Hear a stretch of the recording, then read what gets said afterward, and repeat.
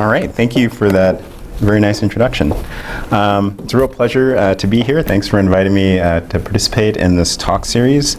The title of my talk's Towards Understanding Prosody, Integrating Performance and Competence, and I'm going to talk about both of those things. But before I do, I want to put in a quick plug for the Spark Society. So the Spark Society is a society that I co-founded with Alejandro Yeres, I'm going to remember everyone, Ayanna Thomas and Jeannie Foxtree, and it's meant to be, our goal is to increase the number of scholars of color in the cognitive sciences, in linguistics, psychology, neuroscience. We just got NSF funding last year, and so we have a yearly meeting at Psychonomics. We're hoping to expand. We have, if you go to our website, there's a lot of resources there, advertising jobs, some sort of diversity-oriented, some not. We also have a Facebook discussion group where we have good discussion. Everyone's welcome to join that as well. And this year's meeting is going to be the day before Psychonomics, and the focus is going to be on starting internship programs for students of color. This has become something that's really popular in psychology, and we'll have some speakers who will talk about some of the high points and low points of doing that. All right, so I encourage you to go to our website and find out more info. So enough advertising. So I'm going to be talking about prosody, and it turns out not everyone knows what prosody is, which blows my mind. But a quick and dirty definition of it is it's the acoustic information that's somewhat independent of this word, the sounds of a word, right? So it's not what you say, but how you say it, and this can include things like rhythm, intonation, so the rise and fall of pitch over the course of a conversation, where people decide to pause in speech, and what words they choose to emphasize. And there's differences across language in how intonation is utilized. I'm going to be focusing mainly on English, but I'll be talking about work that I think generalizes across languages as well. And one thing I emphasize to people is that prosody does a lot of heavy lifting when it comes to communication. So, for example, where you pause in a sentence has consequences for interpretation. It's the difference between a lie, you have a body like Adonis, and the truth. You have a body like Adonis, right? My favorite example of Prominence comes from the show Archer, which I'm going to assume most people haven't seen Archer, but the main character is sort of a spy, and he has a colleague who's sort of like a mad scientist. And the context of this quote is kind of complicated, but Archer says, "What is it with serial killers and skin?" And his companion Krieger says, "I'm not a serial killer." Right? And Archer says, "Wait, why did you emphasize serial?" Right? So, like a linguist, I can spell out the meaning of that, right? He's some kind of killer, but not a serial killer, right? So there's a lot of very subtle, pragmatic, and discourse and meaning information that's conveyed via prosody. And so I like to think of prosodic information as being metalinguistic, right? It's information about the linguistic signal itself, how it's packaged. We know that prosody conveys information about beliefs, goals, and intentions, information about syntactic structure, semantics, pragmatics and discourse, and emotion, affective states, all kinds of information. And to the first controversial point of this talk, I'm going to argue that I think we've made very little progress in sort of understanding the representations that underlie prosody. So we know that prosody is metalinguistic, but there's a lot of debate about what the underlying cognitive mechanisms are. When we have a prosodic event like a pause or an emphasized word, we don't know whether the speaker is doing it for themselves or they're doing it for their listener. And we don't know whether the representations that make up prosody are based on what's traditionally thought of as performance or competence, right? Is it linguistic knowledge, or is it sort of a byproduct of production mechanisms? So just to give you an example, this was a statement by an elected official right before the hurricane, along with Florida, Georgia, South Carolina, and North Carolina. Even Alabama could possibly come into play, which was true. They made a big deal about this when, in fact, under certain original scenarios, it was, in fact, correct that Alabama could have received some hurt. So independent of the truth of this statement, when Alabama is repeated in this context, it tends to be reduced. That's relatively uncontroversial. But we don't know whether the speaker is reducing it to signal to their listener that they're saying something that's been repeated, or whether it's been reduced because it's easier for the speaker to say. Okay, and so that's kind of what this talk is going to be about. Similarly, when we have coders in the lab transcribe speech and mark prosodic information, there's often quite a bit of disagreement, a painful amount of disagreement about what the listener is actually hearing. So some listeners might say that there was emphasis on the word was or pitch accent. Some speakers might not. And so this is a real problem if you want to study prosody. I'm going to come to that at the end of the talk. So the claim I want to make today is prosody. In order to better understand prosody, we're going to have to integrate what we've traditionally called competence and performance. Unlike other aspects of language, I think prosody is particularly influenced by the social and cognitive context in which it's used, and we're only going to have success building models of prosody if we look at both at the same time. So we know prosody is influenced by linguistic structure, but it's also clearly influenced by the cognitive machinery of language production, social and contextual information, and without understanding all of these things, we're not going to get very far. So to give you an outline, we'll see how far I get today. I think we may be able to hit all three things. I'm going to talk about three different prosodic phenomena that I think will support my point. The first is some work that we've been doing showing that speech rate and word duration is driven at least partly by the mechanics of speaking, of language production. Then I'll present some data suggesting that speakers provide better acoustic phonetic cues to, we're looking at emphasis, but I think this is true of prosody more generally, in more engaging contexts where there's actually communication going on. And finally, listeners' perception of prosody is driven by expectations. And we already kind of know this, but I'm going to show you how extreme this can be. Okay, so let's start off with looking at speech rate and word duration. So I moved to Nashville 3 years ago, and I'm a big fan of Dolly Parton. So imagine you have person A and person B. Person A might say, "Who took your man?" Person B might say, "Jolene took my man." And if you're a linguist or a psycholinguist, you spend a lot of time worrying about, so we all get the intuition that Jolene's going to be prominent, right? And it has something to do with the fact that it's the answer to the question. And so the psycholinguist and linguist's job is to figure out, well, how do we model this? What's the contextual constraints that cause that prominence? And there's a lot of different approaches to this, and I'm not going to go through all of them, but I'll categorize them broadly into two categories. So you've got a family of theories that argue that this is something that's for the listener. That basically either there's grammatical constraints saying, hey, new information tends to be accented or emphasized, and this can be operationalized by different definitions of focus. Very similar idea is that information theory may be important. So Jolene as new information here may be expanded in length to sort of optimize the amount of information that's presented over time. But critically, all of these theories sort of assume that speech, that prosodic events is for the listener, right? It's telling them what information is new and important.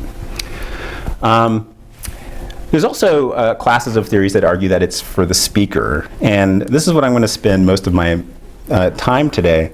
Critically, I'm not arguing that this stuff isn't going on, but I am going to argue that this stuff is going on too. And the idea is that basically, because Jolene is new information, it's harder to say. And the reason you're lengthening Jolene in this context is to give yourself more time to say it.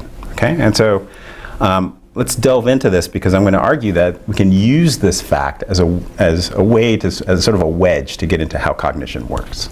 All right, so this is kind of a cartoon of language production at our highest level.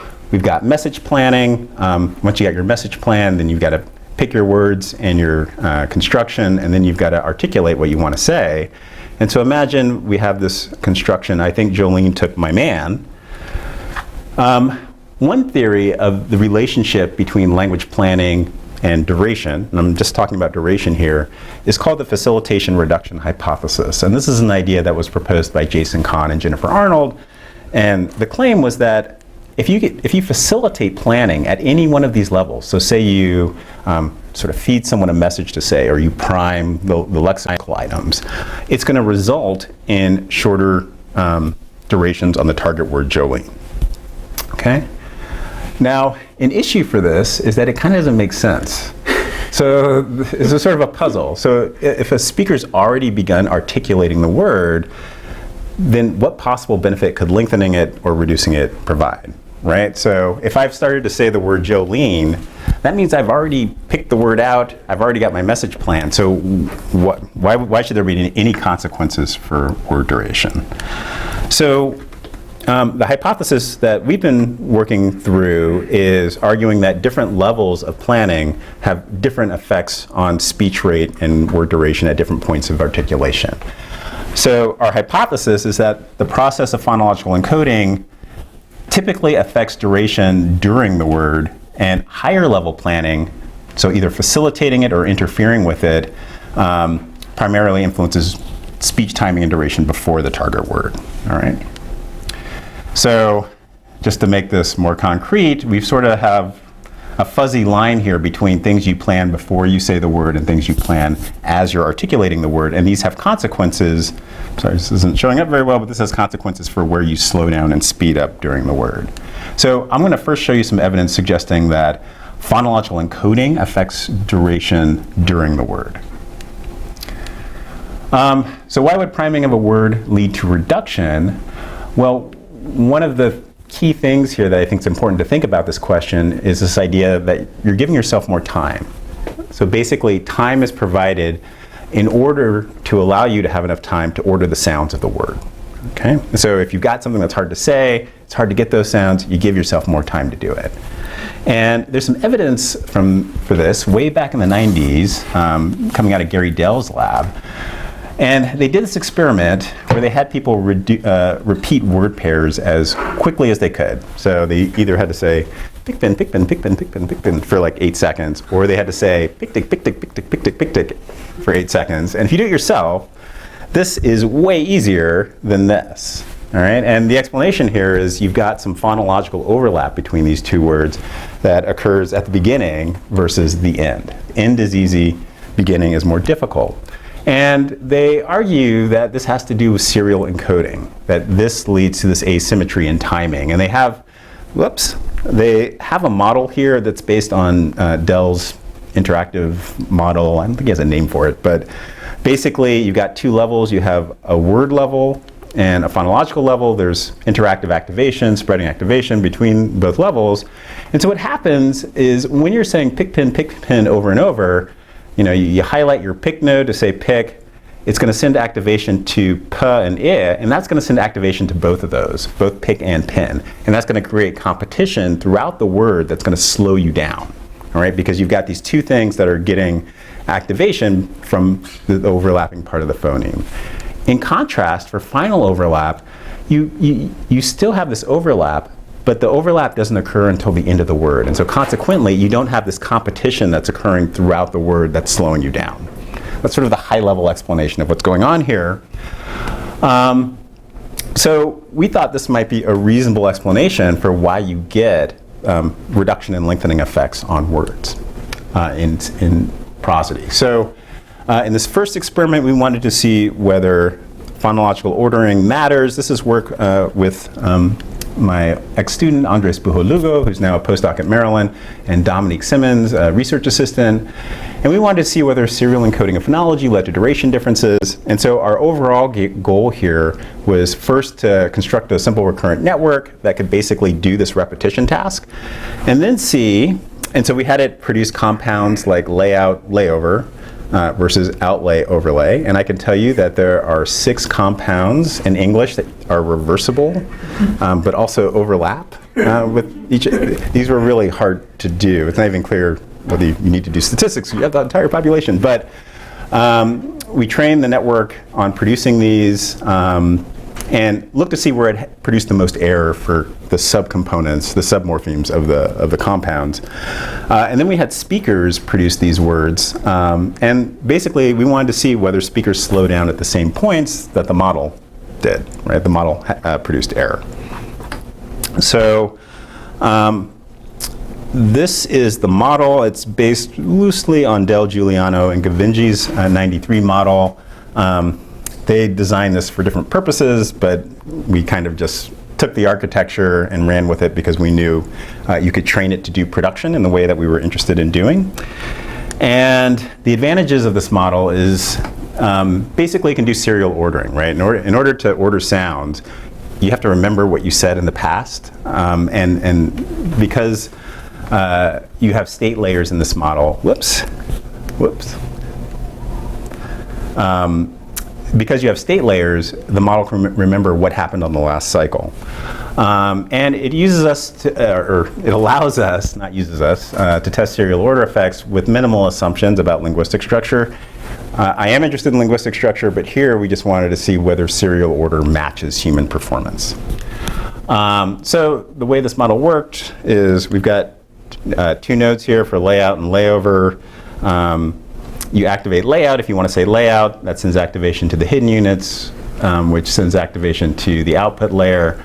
And if all goes well, it'll produce the first submorpheme, and then on the next, activation in the output and hidden units gets copied to the state layers, and then the cycle continues. You want to keep saying layout because you're in the middle of it.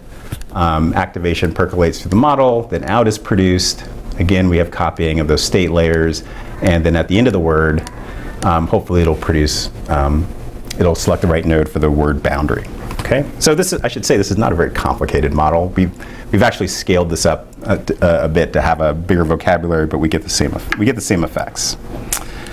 All right, so what do we find? So on the y-axis we have error, sum squared error. So this is the points. This is a measure of just how off the model is. This is the first morpheme, lay, and then over, and then a word boundary. And we get 2 sort of complexity effects. So initial overlap leads to more error than final overlap. It's a small effect. And overlapping morphemes elicit less error than non-overlapping morphemes. And again, this is not so surprising because they're way more frequent in the training set, so an SRN is going to do better at producing those. So the critical question is, do speakers slow down at the same point of this model?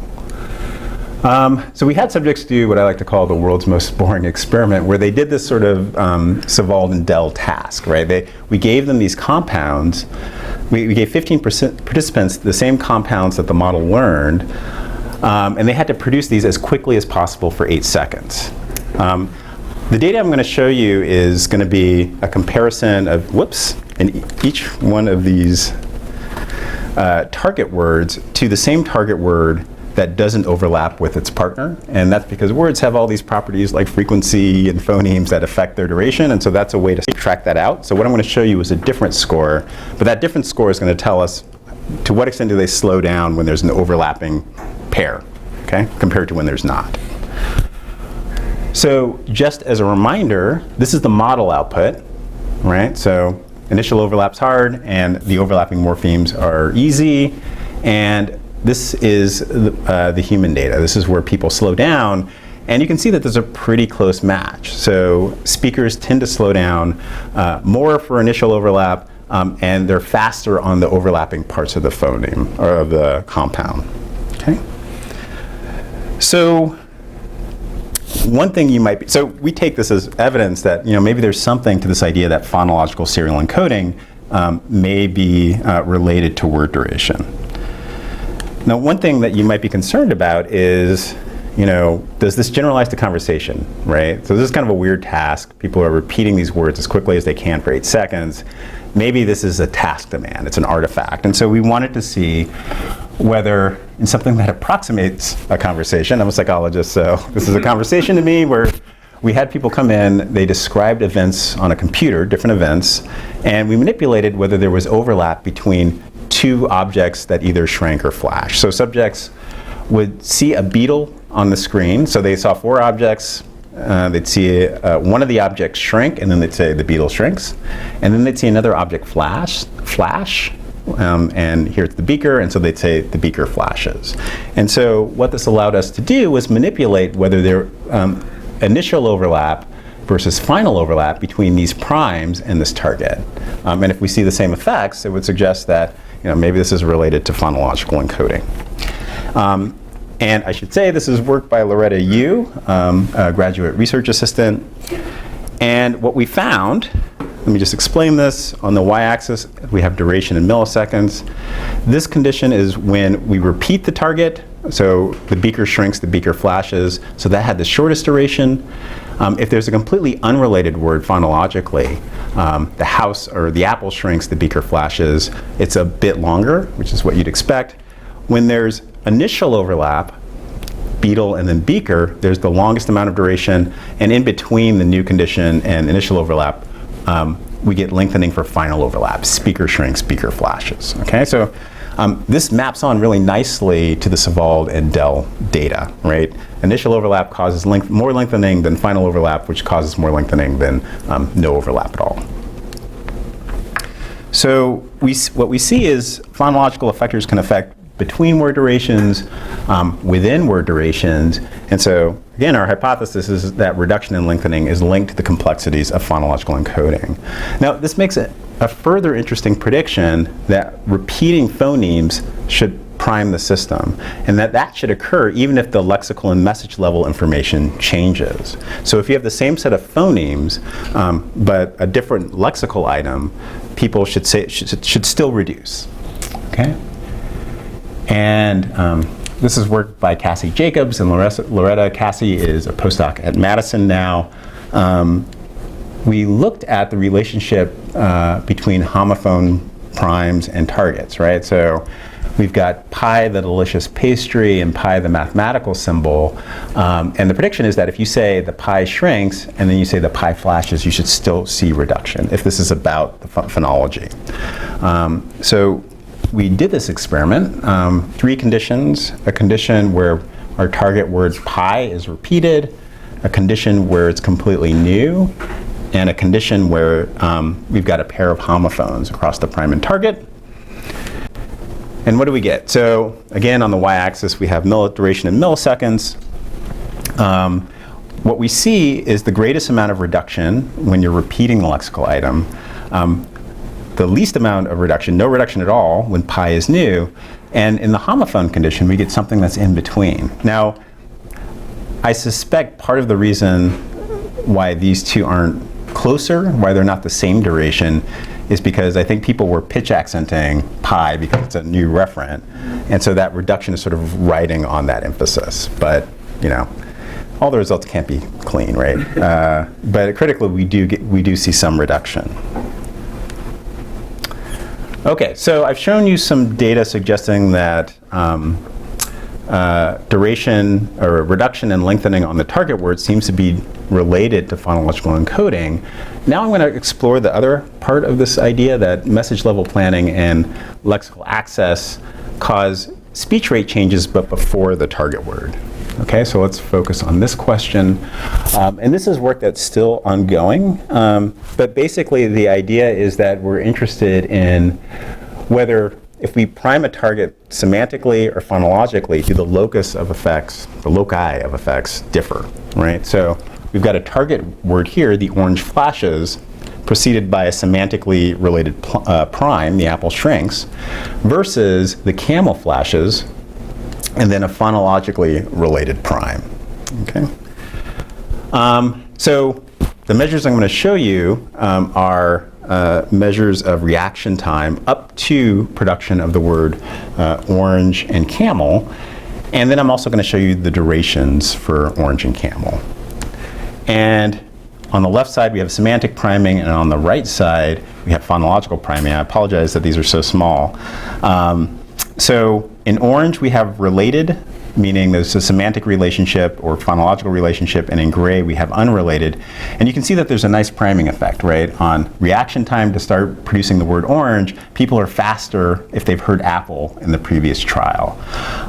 And we get like sort of a marginal non-effect for phonological priming, but there appears to be a difference. In contrast, if we look at duration, here we get kind of the opposite pattern. So here we get a super tiny priming effect. That's a scientific jargon, super tiny priming effect. And here we have what looks like an interference effect, right? So there's differences along 2 dimensions, right? You get differences in where the timing change occurs, either on the word or right before the word, And you also get a difference in the direction of the effect. So for semantic priming, we tend to see speed-ups, but for phonological priming, we tend to see interference and slowdowns. And we're working on a paper that I think can explain this, and the upshot of it is that in phonological priming, you have serial ordering. It's that serial nature that allows interference to occur, whereas in semantic priming, there's nothing serial. You're just sort of activating representations related to apple and orange. So we're kind of exploring this in ongoing work. But the conclusions I think we can draw so far is that phonological encoding influences speech rate during a word, and higher level planning seems to be linked to speech rate before a target word. We don't see evidence for this facilitation reduction hypothesis, where if you prime anything in the speech production system, that's going to give you a speed up. It looks like things are a lot more complex. And I'm interested in sort of understanding that complexity. And finally, as a disclaimer, I don't want to say that phonological encoding is the only factor that affects word duration. We know it doesn't. Like frequency, all kinds of things affect word duration. But it is a factor that is interesting if you're interested in how the production system works. Okay. In future work, we're interested in looking at the role of auditory feedback. So one idea that we have is that the prime word needs to be out in the world in order to see any of these effects. And we've shown that empirically. We only seem to see reduction effects when a word has been articulated in the past out loud. So we've done experiments where we repeat a word, the hat shrinks and then the hat flashes, and we have subjects mouth it, and they go like that. So they don't actually say it, but they do everything in their production system up to the point of producing it, versus vocalizing it out loud. And what we find is that reaction times are fast in both of these conditions when you've got repetition, but we only see reduction on the target word when it's vocalized out loud. It's a very strange asymmetry. And we think this is consistent with other work showing that you get reduction effects even if someone else says the prime. All right? And so we think it may have something to do with auditory feedback being an important part of the language production process. We get the same effects for lengthening. So if you've got overlapping words, if you just mouth it, you don't get the effect. If you say it out loud, you do get lengthening effect if you have overlap between the prime and target. And furthermore, these overlap effects seem to require acoustic phonetic similarity across the prime and target. So with doing some work with Brett Myers, who just graduated, we looked to see whether, so we manipulated phonological overlap, but we also manipulated metrical rhythmic overlap between two words. So we either had the camel shrinks, the candle flashes, and for our target and our prime, the main stress on the word is the same, versus the canoe shrinks, the candle flashes. Here you got phonological overlap, but the metrical stress differs, right? You get stress on the second syllable for the prime and on the first for the target. And what we find is you get lengthening for both of these, but you get way more lengthening when there's metrical and phonological overlap. You don't get any lengthening if there's just metrical overlap. So we think that there's something that may be representations that, we think that this again is evidence for acoustic feedback playing a role, and that the representations that might be being used for at phonological encoding may be tied to very specific information about the articulatory acoustic properties of the word. All right. So I've talked at length about speech rate and word duration being driven partly by phonological encoding. For the next two sections, these will go by a little bit more quickly. I'm going to switch gears and talk about speakers providing better acoustic phonetic cues to emphasis in more engaging contexts. Okay.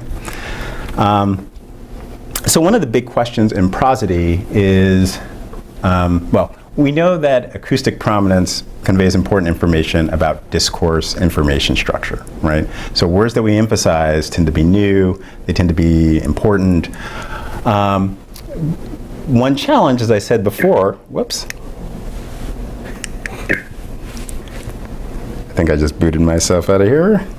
One challenge is characterizing the discourse in pragmatic context in which prominence occurs and understanding what the acoustic correlates of prosody actually are. Okay? So if you go to different labs, they have different hypotheses about what key feature of prosody is important for signaling things like pitch accenting and pausing. And I think this partly has to do with methods. So on the one hand, one tool that people use is lab speech and referential communication tasks.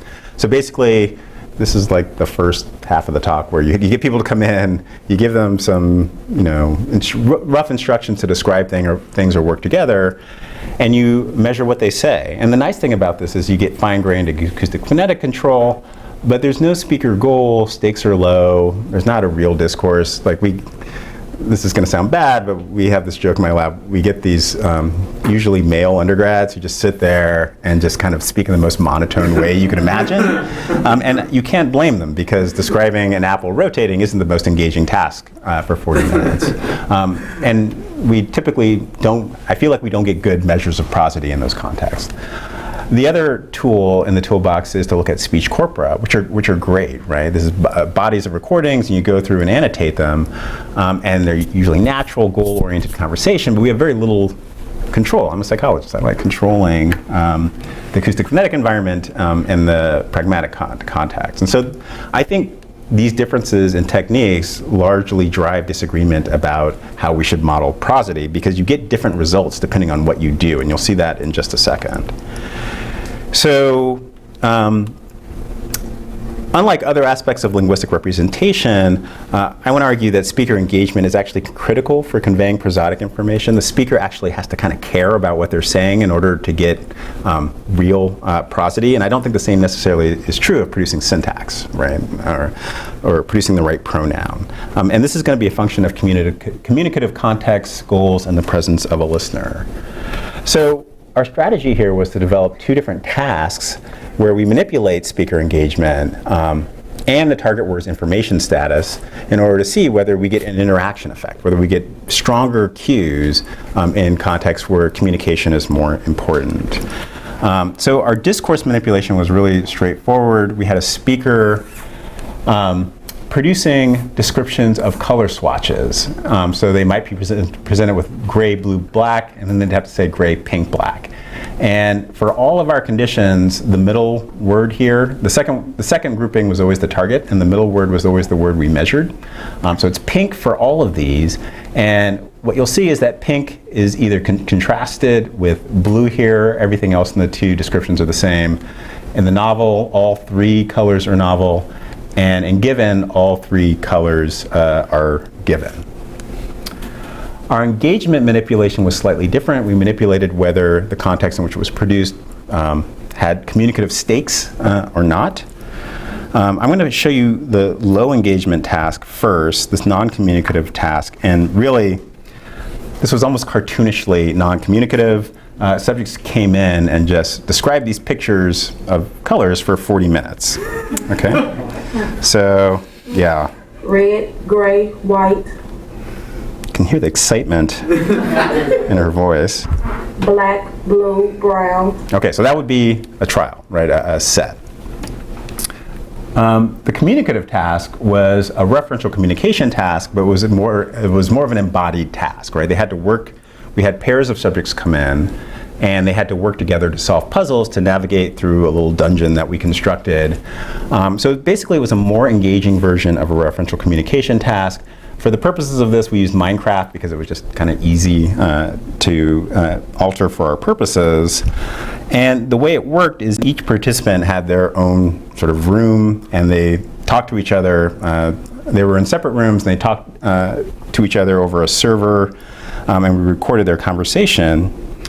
And they also described color swatches, but critically, there were also filler trials that sort of raised the communicative stakes. So they had to figure out what the puzzle was in each room, talk back and forth, and once they kind of figured out the solution, they had to work to figure out how to implement the solution to move forward. So I'm going to give you an example of one filler trial.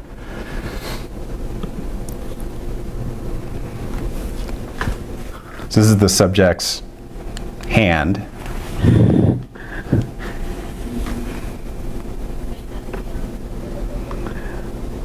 There's a bunch of glass down. Oh, it says send a train here. Okay. There's a little like train beneath me, and I'm just watching it go in figure eights. So could you hit the green switch? Okay, his partner's through the window.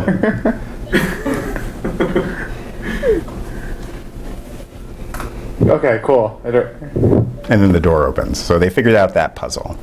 So on target trials, it was very much like the non-communicative task, where we're interested in how player 2 describes the 3 color swatches to player 1, who has to push them in the right combination in order to open the door to move to the next room. And I'll play you this real quick. Blue, white, and brown.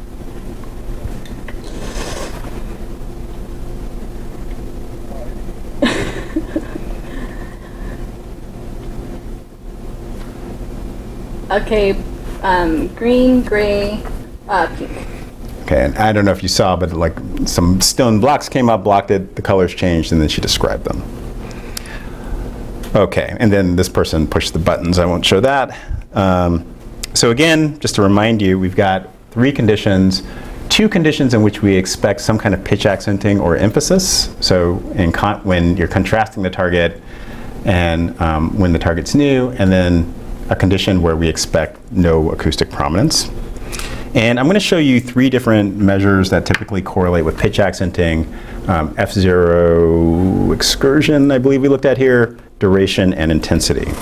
So let's look at duration. So on the y-axis, we have duration in milliseconds. We have the low engagement task on the left, and on the right we have the high engagement task. The gray bars are basically our focus conditions. These are the conditions where we expect pitch accenting. This black bar is where we have repetition and don't. And what's sort of interesting about this is you get reduction in both groups. You get more reduction. There's an interaction where you get more reduction in the high engagement condition, but you still get some here, which I think is actually consistent with the production story I was telling before, right? Even though you got this person there for 40 minutes describing colors, their production system is still a slave to duration effects, okay? Looking at intensity, there's not really much going on other than that people are a lot louder when they're doing the Minecraft task. But for F0 range, I think this is where we get some interesting effects. So here, there are no F0 range differences across conditions, which is totally consistent with what we see in the lab when we have people do these referential communication tasks. In the context of Minecraft, we get big whopping effects. So if you want to make a claim that F0 or duration or intensity is a correlate of acoustic prominence, you need to provide participants with a context in which they're going to do it, right? If we had just run this experiment, we would have said duration is the strongest correlate because that's where we saw the effect. Here we wouldn't have said that, okay? So in summary, prosodic cues are highly dependent on the referential context, and we have tools to manipulate information and importance to build a more comprehensive theory of prosodic prominence. And so, to paraphrase a reviewer, who cares, right? Like, obviously, if you have people playing Minecraft, they're going to produce better prosodic cues. But that's kind of our point. Like, we typically in the literature, we don't do experiments like Minecraft. And so we're just trying to draw attention to the fact that a lot of this debate in the field may be a methodological debate that can be solved with methodological solutions. If you're interested in using Minecraft to run experiments, it's really easy to do. Easier than programming an experiment in Python. Okay, so I have a little bit of time left, and so quickly, I think we can't make it to this third point. So very quickly, I'm going to present some evidence that we've collected suggesting that listeners' perception of prosody is driven by expectations. And this is work by Andres Bujo-Lugo, and who I mentioned earlier, and Joe Toscano, who's now an assistant professor at Villanova. And intonational boundaries are basically pauses. They're breaks. They sound like pauses. They're breaks in the acoustic signal, and they correlate with changes in F0 duration and the presence of an actual pause.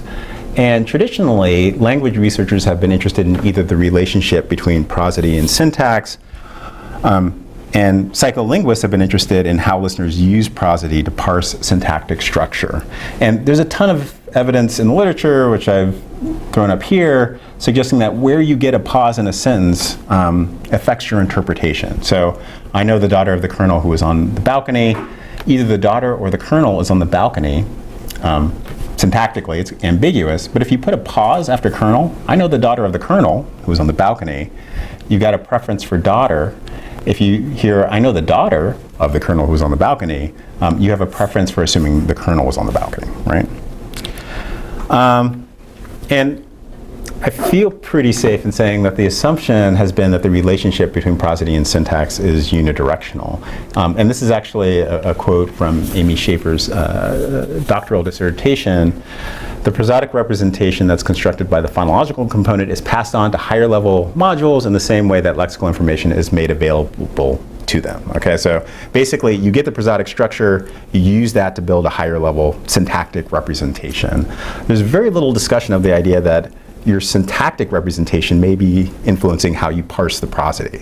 You know, you kind of have to parse the prosody in order to move information up. And so that step is often skipped. So prosody has to be parsed too, and so we were interested in whether syntax is a constraint on prosodic parsing. So imagine you have a sentence like this: I know the daughters of the colonel who are on the balcony.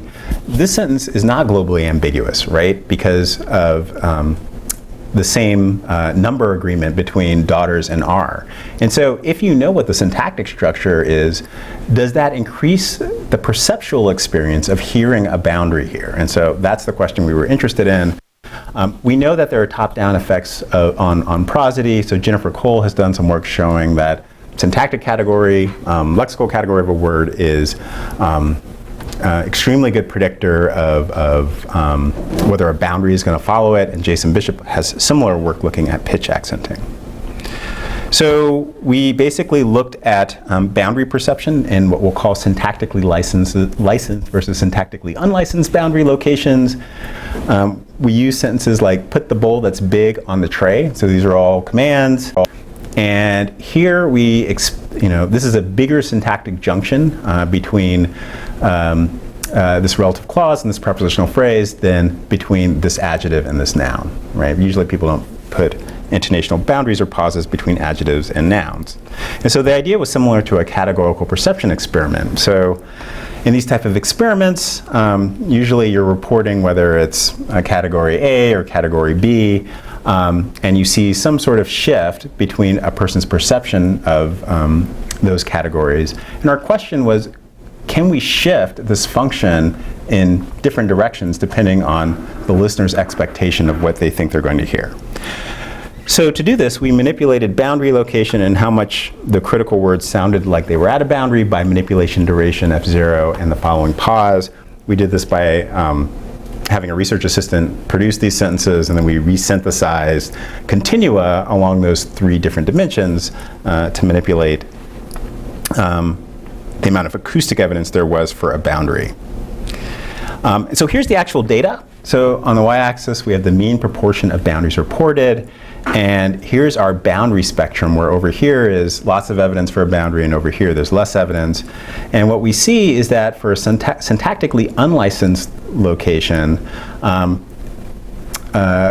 we get a shift in the curve, right? So people are less likely to report that they hear a boundary when it's in a place they don't expect, compared to when it's in a place where they do expect it. So the interesting thing is, even when there's like almost zero evidence for a boundary, we have like 70% of subjects saying, yeah, well, yeah, I heard a pause. Unfortunately, this also seems to be, we get a little blip here. I'm just going to get in front of this because everyone asks about it. We're not sure what this is. We did all kinds of experiments trying to make this go away. Like one trial, we always got this effect, which is good, right? And we think it's just like an artifact of the resynthesis. That's the story I'm going with these days. But critically, across this continuum, we see a difference. So what this means is that expectations influence perception. Prosody isn't free. It needs to be parsed and perceived. And, you know, I feel like the dirty little secret of prosody research is that most work on prosody relies on subjective coding. And we often tell students, like, well, if you were trained in the Toby coding system, you'd know that this is like an L minus boundary tone.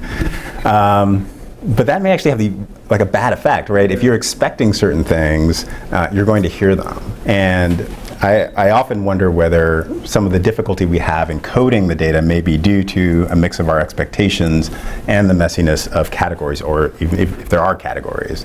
So we need to proceed with caution because our expectations may dictate what we perceive. So, in sum, I've tried to argue that an important part of understanding prosody and modeling prosody is understanding how it's used in context, both in a communicative context and in production context. We can't just study prosody as an abstract form. In part one, we saw that acoustic forms are influenced by low-level speech planning processes, phonological encoding. In part two, we see that communicative or social context seems to modulate people's prosodic choices, even at sort of articulatory levels. And our expectations about what we're going to hear can influence our perception of prosody. So the upshot is that we can't decontextualize prosody. We know that it's linked to other levels of linguistic representation, but there's lots of linguistic mappings, but there are also these planning constraints and social and communicative contexts that we kind of need to pay attention to if we're going to build a theory. All right. Thanks to my collaborators, research assistants, and funding sources. And thanks for listening.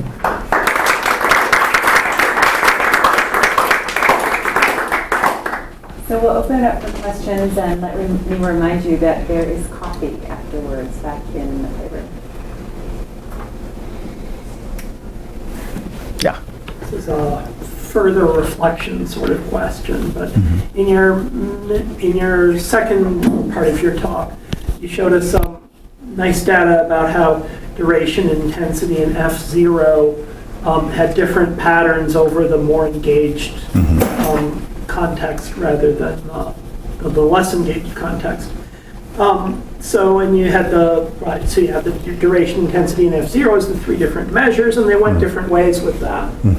I was wondering if there was a story about why those particular ones went those particular ways. That's a great question. So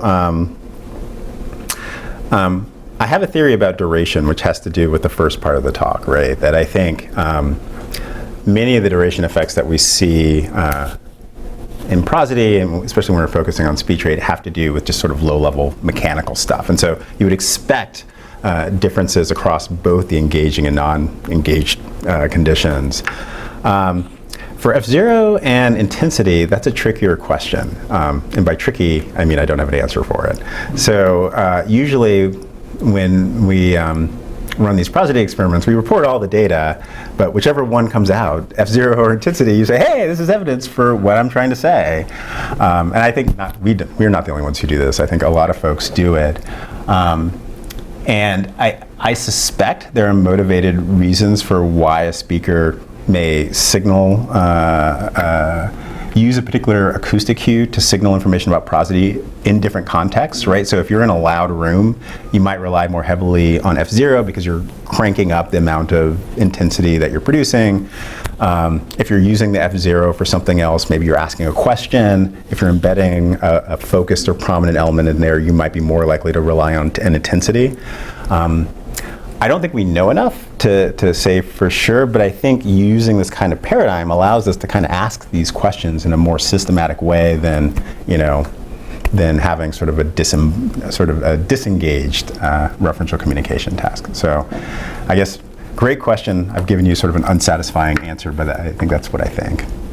I was wondering if there would be any difference, like with the F0 being more embedded in like the linguistics of the representation, whereas intensity is kind of a across the board thing, just like turning up the mic. Yeah, so it could be, right? And the fact that we don't see it in the disengaged condition, but we do see it in the engaged condition suggests that maybe speakers are kind of making a choice. They're like, okay, I want to signal. It's not a conscious decision, but they choose to signal in one context versus the other, and they're turning on the F0 information versus not. And that's definitely the assumption in the literature. So yeah, I think that's definitely possible. And one of the motivations for this was that my students and I would read linguistics papers, and the examples used in those papers always point to F0 as being like the best cue to pitch accenting. I mean, pitch is in the word, right? But in the lab, we would just never see it. And but I think it is true that changes in F0 can mark different types of accents in that framework. But I think in the aggregate, especially in this context, having a difference in F0 versus not is probably a pretty good correlate of whether something's accented or not. Now, if you drill down into the details like you were saying, you might find cases where there's not much of an F0 change. It's only an indication of accenting depending on other assumptions about the phrasing. Mm-hmm. Because if you have two H accents in a row, then there's no excursion. Yeah. Yeah. I mean, I think I don't disagree with you, but I think if you look at like a big data set, well, this isn't big. I think there's a correlation between no accenting and accenting.